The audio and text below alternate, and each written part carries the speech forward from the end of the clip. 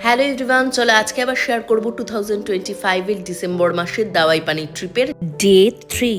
এই দিনকে আমরা সকালবেলায় অ্যাজ ইউজুয়াল স্নান টান করে রেডি হয়ে ব্রেকফাস্ট করে নিয়েছিলাম।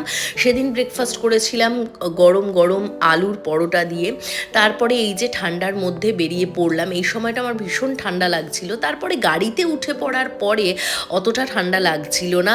আর এই দিনকে আমাদের ভিউ পয়েন্ট যেগুলো দেখার ছিল সেগুলো হচ্ছে লামহাটা, তাগদা, তিনচুলে, বাতাসিয়া লুপ, দার্জিলিং মনেস্ট্রি এবং তারপরে আলটিমেটলি দার্জিলিং ম্যালে আসার কথা ছিল। তো সেই অনুযায়ী আমরা তো বেরিয়েছিলাম। এত সুন্দর প্রকৃতি, কারণ অন্যদিকে তো আকাশ একদমই পরিষ্কার, আমরা যেখান দিয়েই যাচ্ছি কাঞ্চনজঙ্ঘার ভিউ তো অসাধারণ লাগছে, তার সাথে এত সবুজ গাছপালা এবং তার মধ্যে রোদ পড়েছে, ভীষণ পরিষ্কার পরিচ্ছন্ন ওয়েদার।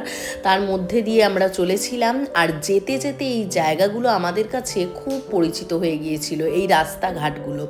তো যাই হোক, আমাদের কিন্তু বাতাসিয়া লুপটা এদিনকে দেখা হয়নি, কারণ আমরা দেখতে চাইনি। বাদ বাকি জায়গাগুলো কিন্তু ঘোরা হয়েছিল। এত সুন্দর প্রকৃতির মধ্যে দিয়ে যখন চলছিলাম, তখন আস্তে আস্তে আমরা এসে পৌঁছালাম লামহাটাতে। লামহাটাতে এসে দুর্দান্ত ভিউ, আর এত সৌন্দর্য আর মুখে ব্যাখ্যা করার মতো না। কারণ প্রথমত অনেকেই হতে পারে যে বরফ দেখলে খুব খুশি হয়, বা বরফটা তাদের কাছে একটা বিশাল সৌন্দর্যের বিষয়। আমার কাছে কিন্তু বরফ মানেই সৌন্দর্য নয়, আমার কাছে বরফ মানেই পাহাড় নয়।